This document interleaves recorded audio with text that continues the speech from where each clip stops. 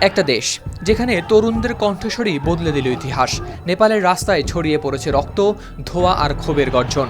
ঠিক সেই মুহূর্তেই পদত্যাগ করলেন প্রধানমন্ত্রী কেপি শর্মা ওলি। গেল সোমবার থেকে শুরু হওয়া বিক্ষোভে ছিল অন্য যে কোনো আন্দোলনের চেয়ে ভিন্ন। সামাজিক যোগাযোগ মাধ্যমের উপর নিষেধাজ্ঞা ও দুর্নীতির বিরুদ্ধে ক্ষুব্ধ তরুণরা কারফিউ ভেঙে নেমে আসে রাস্তায়। তাদের স্লোগান কাঁপিয়ে তোলে আকাশ, আর ভাঙচুরে কেঁপে ওঠে সংসদ ভবন, মন্ত্রীদের বাসভবন, এমনকি নেপালি কংগ্রেসের কার্যালয়ও।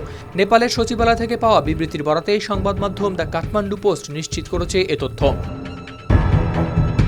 কিন্তু সেই প্রতিবাদের ভয়াবহতা ছিল বেশ করুণ। পুলিশের গুলিতে নিহত হয় অন্তত ১৯ তরুণ, যাদের মধ্যে শিক্ষার্থীরাও ছিল। আহত হয় ৪০০-র বেশি তরুণ। ফলে প্রতিবাদের আগুনের এই আন্দোলন ছড়িয়ে পড়ে শহর থেকে শহরে। চোখে দেখা যাচ্ছিল শুধু অশ্রু, রক্ত আর হতাশা। আর তাদের দাবি দুর্নীতি ও প্রাতিষ্ঠানিক ব্যর্থতার অবসান। এই মৃত্যুর দায় এড়াতে পারেনি প্রধানমন্ত্রী ওলিও, যিনি জুলাই ২০২৪ থেকে নেপালি কংগ্রেসের সমর্থনে চতুর্থবারের মতো হয়েছিলেন প্রধানমন্ত্রী। এই দীর্ঘ ৪ দফায় ক্ষমতায় থাকা এই নেতা শেষ পর্যন্ত তার সচিবালয়ের মাধ্যমে দেন পদত্যাগের ঘোষণা। তার রাজনৈতিক জীবন শেষ হলো, কিন্তু শেষ হলো না প্রশ্নগুলোর উত্তর।